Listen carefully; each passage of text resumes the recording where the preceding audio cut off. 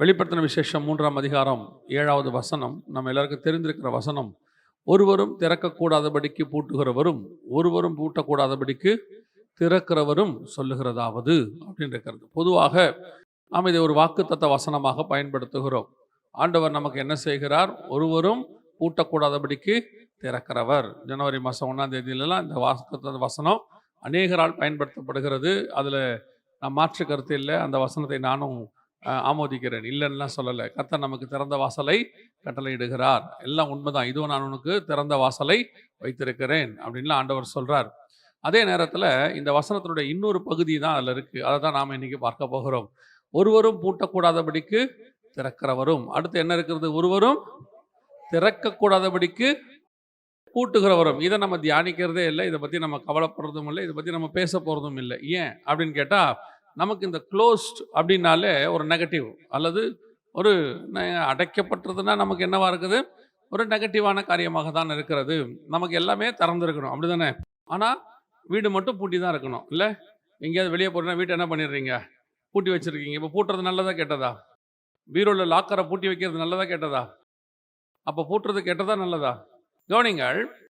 அப்போது திறக்கிறது ஒரு ஆசீர்வாதம் என்று சொன்னால், அதே தேவன் தான் சொல்றார் பூட்டுகிறதும் என்னது?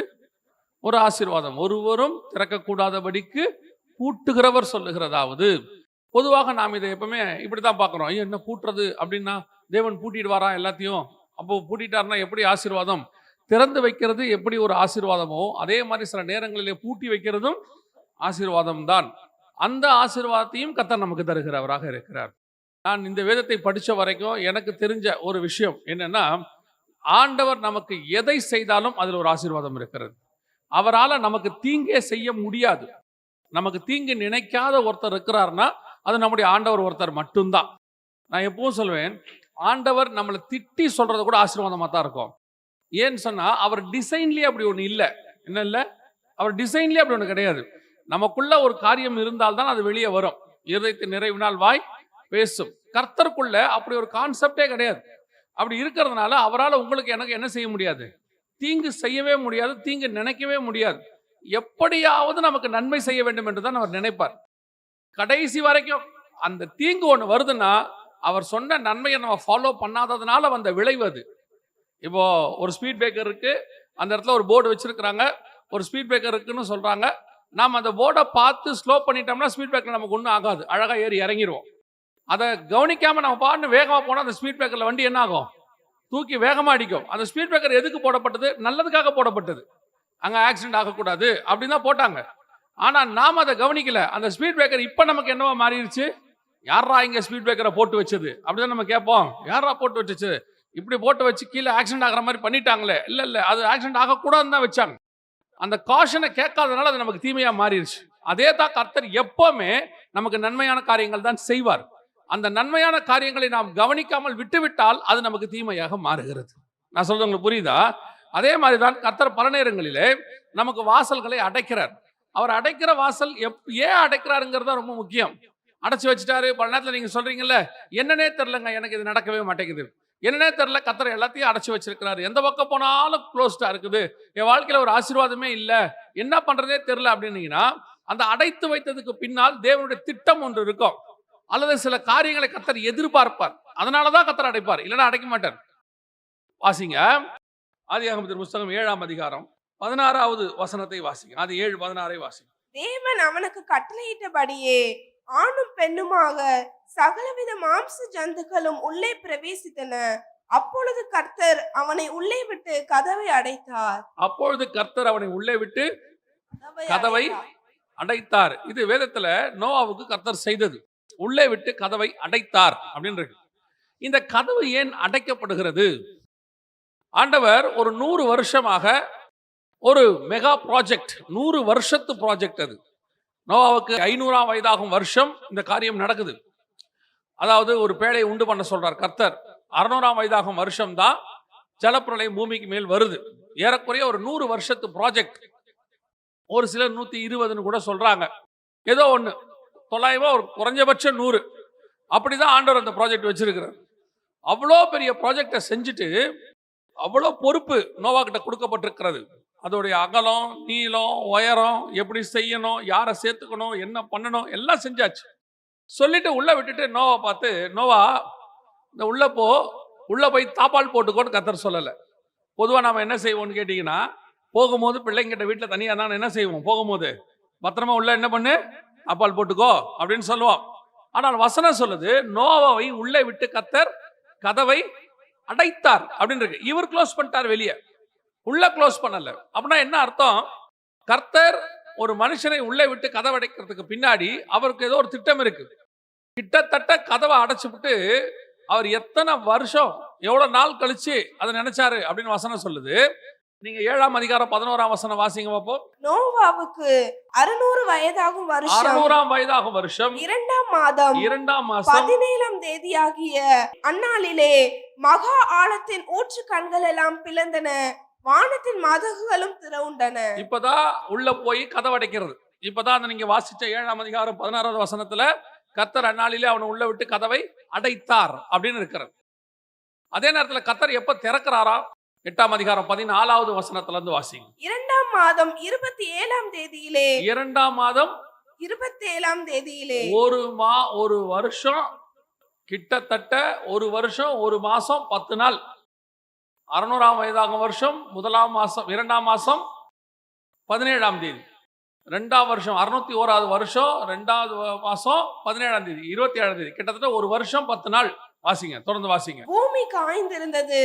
அப்பொழுது தேவன் நோவாவை நோக்கி, நீயும் உன்னோட கூட உன் மனைவியும் உன் குமாரரும் உன் குமாரரின் மனைவிகளும் வேலையை விட்டு புறப்படுங்கள். உன்னிடத்தில் இருக்கிற சகலவித மாம்ச ஜந்துக்களாகிய பறவைகளையும் மிருகங்களையும் பூமியின் மேல் ஊறுகிற சகல பிராணிகளையும் உன்னோட வெளியே வரவிடு. இப்பதான் வெளியே வருது எல்லாம். கிட்டத்தட்ட ஒரு வருஷம் உள்ளுக்குள்ளே இருக்கு. உள்ளுக்குள்ள வச்சு கர்த்தர் கதவை அடைச்சுட்டார். அடைச்சிட்டு அதுல வேற மேல நீங்க வாசிச்சீங்கன்னா, கர்த்தர் நோவாவை நினைத்தருளினார்னு ஒரு வார்த்தை இருக்கும். அது கவனிங்க, வசனம் சொல்லுது, நோவாவையும் எல்லாவற்றையும் கர்த்தர் என்ன பண்ணாரா? நினைத்தருளினார். அப்படின்னா என்ன அர்த்தம்? ஒரு வருஷம் மறந்துட்டாருன்னு அர்த்தம்.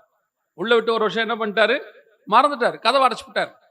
இப்ப யோசிச்சு பாருங்க, நோவாவுடைய வாழ்க்கையை நீங்க பாத்தீங்கன்னா, நோவாவுக்கு உள்ள ஒரு வருஷம் உட்கார்ந்து இருக்கிறார். ஒரு வருஷம் 10 நாள் உட்கார்ந்து இருக்கிறார் உள்ள. இந்த ஒரு வருஷம் 10 நாளுக்கும் நோவாவை பொறுத்த வரைக்கும் அடைக்கப்பட்ட கதவு. நோவாவை பொறுத்த வரைக்கும் என்னது? அடைக்கப்பட்ட கதவு. உள்ள உட்கார வச்சுட்டாரு. எப்பதான் திறப்பாரு தெரியாது.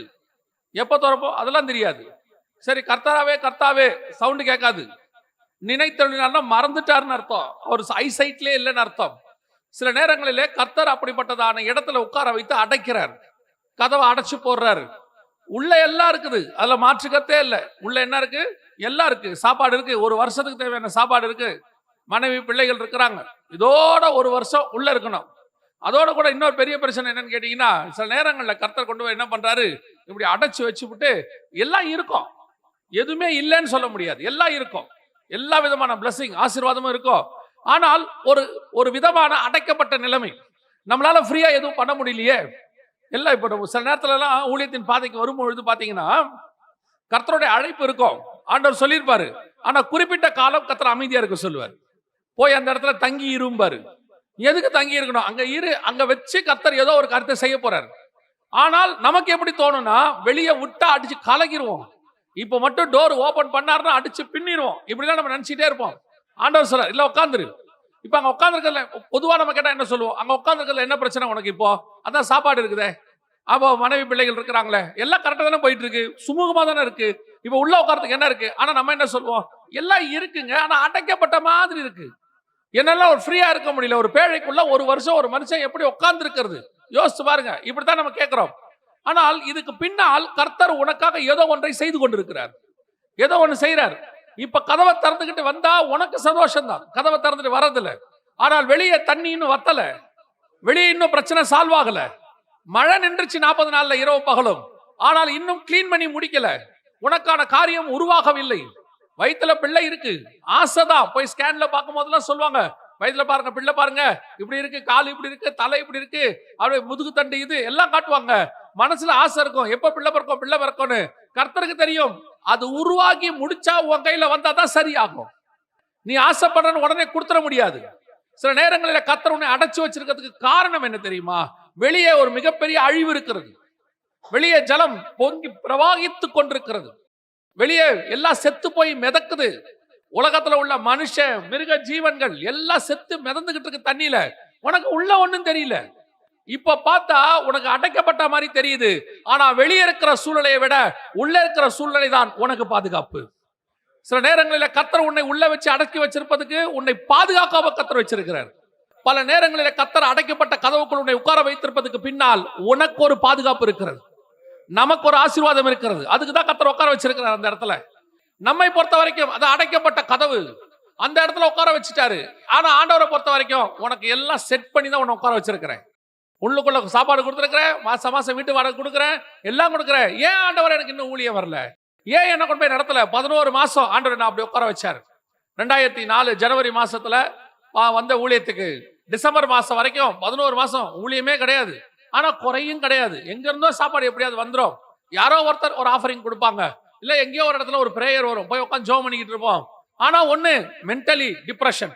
ஐயோ ஊழியம் வரலையே. நமக்கு என்ன உடனே ஆதங்கம், ஏதாவது செய்யணும். அந்த வெறி ஒண்ணு இருக்கும், ஏதாவது செய்யணும். ஆண்டவர் சொல்றாரு அதெல்லாம் சரிதான், கொஞ்சம் அமைதியா இருக்கு. இந்த டேம்ல இருக்கிற தண்ணிக்கு அந்த மதகிட்ட இருக்கிற தண்ணிக்கு பிச்சுக்கிட்டு போகணும் தான் ஆசையா இருக்கும். அந்த அடைக்கப்பட்ட கதவு அந்த தண்ணியை பொறுத்த வரைக்கும் எப்படி இருக்கும் தெரியுமா? இப்படி என்ன அடைச்சு வச்சிருக்கு. என்னை விட்டா நான் எத்தனை நிலத்துக்கு பாய்வேன் தெரியுமா? என்னை விட்டா எத்தனை ஆறா நான் மாறுவேன் தெரியுமா? எத்தனை நாட்டை நான் போய் வளமிக்கதான் மாத்துவேன். என்னை இப்படி அடைச்சு சும்மா வச்சிருக்கிறீங்களே. ஆனா டேம் வச்சிருக்கிறவங்களுக்கு தான் தெரியும், இப்போ விட்டா நீ மொத்த பேரை அழிச்சிடுவேன், வெள்ளமாக மாறிடு, க்ளோஸ் பண்ணிடுவேன். உன்னை கொஞ்சம் கொஞ்சமா திறந்து விட்டாதான் நீ ஆறா மாறுவேன். கொஞ்சம் கொஞ்சமா உன்னை விட்டாதான் நீ விளைநிலமா மாறதுக்கு நீ யூஸ்ஃபுல்லா இருப்ப. உன்னை எப்ப திறந்து விட வேண்டும் என்று கர்த்தருக்கு தெரியும். அதனாலே கர்த்தர் பல நாட்கள் உன்னை அடைத்து வைத்திருக்கிறார். கர்த்தர் எதிர்பார்க்கிறதான காரியம் உனக்கு இன்னும் வரல. வந்தா கர்த்தர் பறவை மாதிரி உன்னை பறக்க விட்டுற போறாரு. கர்த்தருக்கு என்னங்க கணக்கு? நம்மளை யூஸ் பண்ணும் தானே கர்த்தர் அழைச்சிருக்கிறாரு, நம்மளை கர்த்தர் பயன்படுத்தணும்னு வச்சிருக்கிறாரு. பல நேரங்களில் கர்த்தர் உன்னை உருவாக்குறதுக்கு நோக்கம் என்ன? உன்னை அடைச்சு கூண்டுக்குள்ள வச்சு சாவடிக்கிறதுக்கா? இல்ல, அவர் எதிர்பார்க்கிறதான வளர்ச்சி வந்துட்டா கர்த்தர் உன்னை வெளியே கொண்டு போய் விடுவார். நான் பல நேரங்களில் பார்த்திருக்கிறேன். பைபிள்ல இருந்து யோசிப்பேன். சாமுவேலை விட்டு தாவீதை அபிஷேகம் பண்ணியாச்சு, ராஜாவா அபிஷேகம் பண்ணியாச்சு. ஆனால் ராஜாவாக உடனே மாறல தாவீது. 30 வயசு வரைக்கும் வெயிட் பண்ண வேண்டி இருந்துச்சு. ஏன் தெரியுமா? ஒரு ராஜாவை அபிஷேகம் பண்ணாரு, அவனை உடனே ராஜாவை உட்காந்து கொண்டு உட்கார வச்சுட்டாரு மேல சவுல. ஒரு புகழ் வந்துச்சு, ஒரு அதிகாரம் வந்துச்சு, கரெக்டா தான் போயிட்டு இருந்தான். திடீர்னு அவனுக்கு எங்க இருந்தோ அந்த பதவி ஆசை வந்துருச்சு, அந்த பெருமை வந்துடுச்சு. தனக்கு முன்னாடி இன்னொருத்தனை பெருமையா பேசின உடனே அவனால ஏத்துக்க முடியல. அவன் தப்பான ராஜாவா மாறிட்டான். இப்ப அடுத்த ராஜாவை கொண்டு வராரு. இவனை எப்படி கொண்டு வராரு தெரியுமா? இவனை கழுதற்கே மேய்க்க போனவில்லை, இவன் ஆடு தேடி போனவன். இவனை ஓட விட்டு, வனாந்தரத்துல ஓட விட்டு, எதிரிகள் துரத்த விட்டு எல்லா பாடுக்கு நடுவு நடத்துறாரு. ஆனா ராஜா தான். ஆனா அபிஷேகம் என்னது? ராஜா தான். இப்ப எங்க இருக்காரு? பெலிஸ்தேர் பாளையத்துல பைத்தியத்தை போல வேஷம் மாறி இருந்தான், பைத்தியக்காரனை போல. ஆனா யாரு? ராஜா. கர்த்தருடைய பார்வையில யாரு? ராஜா. வனாந்தரத்துல சவுலுக்கு பயந்து ஓடிக்கொண்டிருக்கிறான். ஆனா கர்த்தருடைய பார்வையில யாரு? ராஜா. அங்க போய் உட்கார்ந்து எந்த நேரத்துல உயிர் போமோன்னு அழுது பாடிட்டு இருக்கிறான். ஆனா இவன் யாரு? ராஜா. ஆண்டவருக்கு தெரியும் உன்னை எப்ப ராஜாவை கொண்டு சிங்காசனத்துல உட்கார வைக்க வேண்டும் என்று. அது வரைக்கும் உன் கதவு அடைக்கப்பட்டு தான் இருக்கும். அடைக்கப்பட்ட கதவுக்கு பின்னால் இந்த பக்கம் உனக்கு தெரியாது, அந்த பக்கம் தான் உங்களுக்கு தெரியும். அந்த பக்கத்துல இருந்து புலம்பிக்கிட்டு இருக்கிறீங்க, ஏன் இப்படி, ஏன் அப்படி, ஏன் விட மாட்டீங்க என்ன விட்டு பாருங்க. ஆண்டவர் சொல்றாரு, விட்டா கிடைக்க மாட்டடா நீ. உன்னை விட்டு பார்க்கறதுக்கு என்ன இருக்குது? விட்டா கிடைக்க மாட்ட. அதனாலதான் உன்னை விடாம இருக்கிறேன். சில நேரங்கள்ல பாத்தீங்கன்னா அந்த பறவை இருக்குல்ல, புறாலாம் வளர்ப்பாங்க. அவங்க பாத்தீங்கன்னா அந்த ரெக்கையை வெட்டி வெட்டி வச்சுக்கிட்டே இருப்பாங்க, கொஞ்சம் கொஞ்சமா வெட்டிக்கிட்டே இருப்பாங்க. காரணம் என்னன்னா, விட்டா பறவை போயிடும், பறந்து போயிடும். அதை பழக்கப்படுத்தி எங்க விட்டாலும் ஒரு நாள் திரும்பி வரும்னு சொல்லி அவங்க நம்பிக்கை வந்த பிறகு அந்த ரெக்கையில வெட்ட மாட்டாங்க, அது பறந்து போகும், எங்க போனாலும் திரும்பி வந்துடும். அந்த நிலைமைக்கு தான் கர்த்தர் உன்னை அடைச்சு வச்சிருக்கிறார். அதுக்காகத்தான் அந்த கதவு அடைக்கப்பட்டிருக்கு. ஆண்டவருக்கு தெரியும், கதவுக்கு அந்த பக்கம் போன தண்ணி செத்தே போவேன். கதவுக்கு அந்த பக்கம் என்ன இருக்குது? இன்னும் ரெடி ஆகல, இன்னும் தண்ணி வத்தி அந்த பாடியெல்லாம் டிகே ஆகி அதெல்லாம் புதஞ்சு நோவா கீழே வெளியே வரும்போது பூமி சுத்தமாக இருக்க வேண்டும். நீ பழுகி பெருக்குவதற்கு தேவையான இடமாக அது இருக்கணும். இப்படியே நான் விட்டேன்னா தண்ணியும் அந்த இடத்துல செத்து போன உடல்களும் எல்லாம் மிதக்க மிதக்க மிதக்க வெளியே நாற்றம், வெளியே எவ்வளோ காரியம் இருக்கு, அதெல்லாம் கிளீன் பண்றப்பா, உனக்காக ரெடி பண்ணிட்டு இருக்கிறேன். நான் ரெடி பண்றது புரியாம உள்ள உட்காந்துக்கிட்டு கதவை திறங்க கதவை திறங்க கதவை திறங்கன்னு நான் திறந்தா உனக்கு கஷ்டம். ஒரு நாள் ஆனால் திறப்பேன், கண்டிப்பாக நான் திறப்பேன். ஒரு நாள் வரும், அன்னைக்கு கர்த்தர் எல்லாவற்றையும் உனக்கு கையளிக்கப்படும், உன் கையிலே ஒப்படைக்கப்படும். கர்த்தர் ஏன் கதவை அடைக்கிறார் தெரியுமா? பல நேரங்களிலே கர்த்தர் நம்மிடத்தில் சில காரியங்களுக்காக காத்திருக்கிறார். நம்மளை ரெடி பண்றதுக்காக வெயிட் பண்ணிட்டு இருக்கிறார். நாம ரெடி ஆயிட்டோம், கர்த்தர் கையில கொடுத்துட போறார். அல்லேலூயா. இரண்டாவது வாசிங்கள், ஆதியாகமத்தின் புஸ்தகம் 3ஆம் அதிகாரம் கடைசி வசன வாசி. அவர் மனுஷனை துரத்தி விட்டு தோட்டத்துக்கு போகும் வழியை காவல் செய்ய கேருபீன்களையும் வீசி கொண்டிருக்கிற சுடரொளி பட்டயத்தையும் வைத்தார். நல்லா கவனிச்சுக்கொள்ளுங்க, இங்கே ஒரு அடைப்பை கர்த்தர் ஏற்படுத்துகிறார், ஒரு பிளாக். ஏன் இப்ப இந்த பிளாக் கர்த்தர் ஏற்படுத்துறாரு? இந்த தோட்டம் யாருக்காக? ஃபர்ஸ்ட் பேழைக்குள்ள வச்சு கர்த்தர் காப்பாத்துறதுக்கு காரணம் வெளியே ஆபத்து. என்ன ஆபத்து? வெளியே ஆபத்து. நீ வெளியே வந்துடக்கூடாது, உள்ளேயே இரு. இப்போ வெளியே விட்டு கதவை அடைக்கிறாரு, உள்ள வந்துடாத. இப்ப புரியுதா? அந்த வித்தியாசம் தெரியுதா? நோவாவுக்கு உள்ளே விட்டு கதவை அடைத்தார், ஆதாமை வெளியே விட்டு கதவை அடைத்தார், உள்ள வராத. சரி, அதை கூட ஒத்துக்கிறேன், ஓகேங்க, நியாயம் இருக்குது. அதை நீங்க கொடுக்கல. வெளியே ஜலப்பிரளயம், வெளியே அழிவு, வெளியே எல்லாமே செத்து போய் மிதக்குது. வெளியே வந்தா நான் செத்து போயிடுவேன், எனக்கு புரியுது, இப்ப எனக்கு புரிஞ்சிருச்சு. சரி, எனக்கு கதவை அடைச்சிங்க, என்னை வெளியே விடல, நான் ஒத்துக்கிறேன். இப்ப ஏன் என்ன உள்ள விட மாட்டீங்க? இப்ப எதுக்காக என்ன உள்ள விட மாட்டீங்க? இந்த தோட்டம் எனக்காக தான் நீங்க செஞ்சீங்க, அப்படிதானே இருக்கு? அவனுக்காக தான் செஞ்சாரு. இது எல்லாத்தையும் என்கிட்ட தான் நீங்க கொடுத்தீங்க, எல்லாமே எந்துதான். என்னதான் அதுக்கு ராஜாவா வச்சீங்க, ஆண்டு கொள்ளுங்கள்னு சொன்னீங்க. எனக்காக தான் இந்த ஸ்திரீயை ஏற்படுத்தினீங்க, எல்லாமே ஓகே தான் ஆண்டவரே. இப்ப எங்கிட்ட இருந்து எல்லாத்தையும் வாங்கிட்டு ஏன் கதவை அடைச்சு போட்டீங்க? அத்தனையும் எடுத்துக்கிட்டு ஏன் இப்ப கதவை அடைச்சிங்க? என்ன காரணம் அப்படின்னு கேட்டா, அதுக்கு பின்னாடி தேவனுடைய இன்னொரு திட்டம் இருக்கிறது. வாசிங்க, ஆதியாகமத்தின் புஸ்தகம் 3ஆம் அதிகாரம் 22வது வசனம் வாசி. பின்பு தேவனாகிய கர்த்தர், இதோ மனுஷன் நன்மை தீமையை அறியத்தக்கவனாய் நம்மில் ஒருவரை போல் ஆனான். இப்பொழுதும் அவன் தன் கையை நீட்டி ஜீவ விருட்சத்தின் கனியையும் பறித்து புசித்து என்றென்றைக்கும் உயிரோடு இராதபடிக்கு செய்ய வேண்டும் என்று அவன் எடுக்கப்பட்ட மண்ணை பண்படுத்த தேவனாகிய கர்த்தர் அவனை ஏதேன் தோட்டத்திலிருந்து அனுப்பிவிட்டார். இப்ப ஏன் ஒன்னு அனுப்பி கதவை அடைச்சிட்டார் தெரியுமா? அதுக்கு பின்னாடி இரண்டாவது ரீசன் இருக்கு. என்னன்னா, இதே தோட்டத்துல உங்களுக்கு கொடுத்த ஆசீர்வாதத்துல ஜீவ விருட்சம்னு ஒண்ணு இருக்குதாமா. அந்த ஜீவ விருட்சத்துடைய ஸ்பெஷாலிட்டி என்னன்னா, அதை புசிக்கிறவன் என்றென்றைக்கும் உயிரோடு கூட இருப்பான். என்றென்றைக்கும் உயிரோடு கூட இருப்பான். இப்ப இந்த என்றென்றைக்கும் உயிரோடு இருப்பான் அப்படின்னு சொல்லக்கூடிய அந்த ஜீவ விருட்சத்தை இவன் பறித்து புசித்து விட கூடாது. நீங்க வெளியரங்கமா கொஞ்சம் யோசிச்சு பாருங்களேன். இப்ப ஆதாமுக்கு மரணம் வந்துருச்சு. ஆதாமுக்கு என்ன வந்துருச்சு? மரணம் வந்துருச்சு. இப்ப மரணம் வந்த ஆதாம் எதை சாப்பிடணும்? உயிரோடு இருக்கணும்னா எதை சாப்பிடணும்? ஜீவ விருட்சத்தை சாப்பிடணும். சாப்பிட்டாதான் அந்த மரணம் போய் அவன் எப்படி இருப்பான்? உயிரோடு கூட இருப்பான். இப்போ ஆதாம் அந்த பழத்தை சாப்பிடுறது நியாயமா இல்லையா? தேவையா இல்லையா? தேவை. அவனுக்கு என்ன இருக்குது? இப்ப மரணம் இருக்கு. இந்த மரணம் எனக்கு போகணும்னா நான் எதை சாப்பிடணும்? இந்த ஜீவவிருட்சத்தின் கனியை சாப்பிடணும். சாப்பிட்டாதான் எனக்கு என்ன போகும்? மரணம் போகும். அப்ப எனக்கான மருந்து, அது எனக்கான ரெமிடி, எனக்கான ஒரு மிக முக்கியமான பொருள் அது உள்ள இருக்கு. இவர் சொல்றாரு, அதை நீ சாப்பிடக்கூடாது அப்படிங்கிறார். இப்ப நமக்கு கேட்கறதுக்கு ஆதாமுடைய வியூல இருந்து பாத்தீங்கன்னா, ஆண்டவர் பண்ணது சரியா தப்பா? ஆதாமுடைய வியூல இருந்து பண்ணது சரியா தப்பா? தப்பு. நான் எப்பவும் சொல்லுவேன், தகப்பனுடைய வியூ ஒன்னு இருக்கு, பிள்ளைகளுடைய வியூ ஒன்னு இருக்கு. நான் ரொம்ப யோசிச்சு ரொம்ப பிரமிச்ச ஒரு காரியம் இருக்கு. நம்ம எல்லாம் ஆபிரகாமை தூக்கி வச்சு கொண்டாடுறோம் இல்லையா? தூக்கி வச்சு கொண்டாடுறோம். இஸ்மவேலுக்கு 16 வயசு இருக்கும், 13 வயசு இருக்கும், இல்ல ஒரு 15-16 வயசு இருக்கும்னு வச்சுக்கோங்களேன். ஆபிரகாம் இஸ்மவேலை துரத்தி விட்டுறாரு.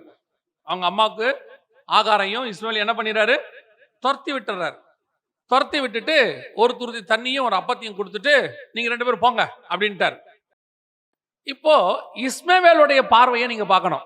இஸ்மவேலுடைய பார்வையை பார்த்தீங்கன்னா, எங்க அப்பா எங்க பெரியம்மாவுக்கு ரொம்ப வருஷம் குழந்தை இல்லை, அதனால எங்க அம்மாவை கல்யாணம் பண்ணாரு. கல்யாணம் பண்ணி நாங்க நல்லா தான் இருந்தோம்.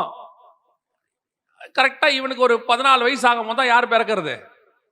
என் தம்பி பிறந்த கொஞ்ச நாள்ல, ஒரு 3-4 வருஷத்துல என்ன நடந்துச்சுன்னா, எங்க அப்பா என்னையும் எங்க அம்மாவையும் விரட்டி விட்டாரு, என் தம்பியையும் எங்க பெரியம்மாவையும் வச்சுக்கிட்டு எங்களை விரட்டி விட்டாரு. அதுவும் எப்படி விரட்டிட்டாருன்னா, ஒரே ஒரு பாட்டில் தண்ணியும் துருத்தி தண்ணி ஒரு அப்பத்தையும் கொடுத்து வனாந்தரத்துக்கு அனுப்பி விட்டாரு. இப்போ இஸ்மவேல் பார்வையில ஆபிரகாம் யாரு? ஆபிரகாம் எப்படிப்பட்டவன்? ஒரு மோசமான தகப்பன், அப்படிதானே? சரி, அவரை விட்டுருங்க, அது இருக்கட்டும். ஒரு நாள் ஆபிரகாம் ஈசாக்க கூப்பிடுறாரு. பாப்பா, அதிகாலையில் கூப்பிடுறாரு, ஏர்லி மார்னிங், இல்ல முந்தின நாள் நைட் சொல்றாரு, ஈசாக்கே காலையில நம்ம 2 பேரும் வெளியே போறோம், சரியா? எங்கப்பா? போகும்போது சொல்றேன் வா. காலையில கையை பிடிச்சிட்டு ஜாலியா போறான். அப்பா டூர் கூப்பிட்டு போறாரு. போறான் 3 நாளா போறாங்க. ஒரே ஜாலி சந்தோஷம். போயாச்சு. போரியா மலைக்கு உச்சிக்கு போகும்போது சொல்றாரு, இந்த கட்டையெல்லாம் எடுத்துக்கோ. கட்டையா? எதுக்குப்பா? எடுத்துக்கோ, மேல பலி செலுத்த போறோம். போகும்போது ஆனா சும்மா சின்ன பிள்ளை கேட்டுட்டே போறான். என்ன கேட்டு போறான் தெரியுமா? அப்பா, பலிக்கு ஆடுலாம் எங்க? இதெல்லாம் ஆண்டவர் பார்த்து பாரு, வா. மேல கூட்டு போனா நல்ல கட்டையெல்லாம் அடுக்கி பலிபீடத்தை கட்டி விட்டு இவன் கைய காலை கட்டி மேல படுக்க வைக்கிறாரு. இப்ப இவன் வியூல எப்படி இருக்கும்? நமக்கு தான் கர்த்தர் ஆபிரகாமை பலி கொடுக்க சொன்னார். ஆனா அவனுக்கு எங்க அப்பா என்ன பண்றாரு? கைய காலை கட்டி கத்திய ஓங்கிட்டாப்ல. லாஸ்ட் மினிட் என்ன பண்ணிருப்பான் பாருங்க. ஒருவேளை அவன் வியூல அவங்க அப்பா யாரு? இதுக்கு தான் 3 நாள் என்ன கூட்டிட்டு வந்தியா? என்ன 3 நாள் நீ கொடுத்தது காரணம் இதானா? அவன் வியூல அவங்க அப்பா யாரு? மிகப்பெரிய கொடுமைக்காரன். இஸ்மவேல் வியூல அக்கிரமக்காரன். எல்லாம் கிடைச்ச உடனே எங்களை விரட்டி விட்டான் எங்க அப்பா. இவன் வியூல கூட்டிட்டு போய் எங்க அப்பா என்ன வெட்ட பாக்குறான். யோசித்து பாருங்க, 2 பேர் வியூலையும் ஆபிரகாம் ஒரு மோசமான தகப்பன். ஆனால் கர்த்தருடைய பார்வையில அவன் நீதிமான். கர்த்தருடைய பார்வையில அவனை போல விசுவாசத்தின் தகப்பன் ஒருவனும் இல்லை. நான் ஆபிரகாமின் தேவன். கர்த்தர் சொல்றாரு. அப்படின்னா ஒரே விஷயத்துக்கு 2 ஆங்கிள் இருக்குது. 2 விஷயத்தை பார்க்கணும். கர்த்தருடைய பார்வையில பார்க்கணும் எதையுமே.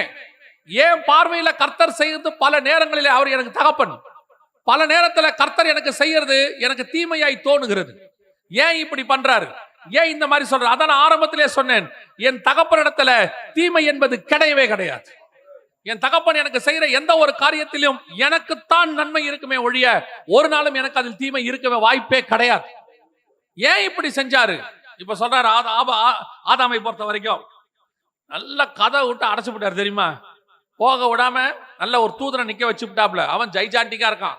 ஒருவன் 1000 பேரையும், இருவர் 10,000 பேரையும் ஜெயிப்பாங்களாம். அப்படிப்பட்ட ஒரு தூதனை நிக்க வச்சு விட்டாப்ல.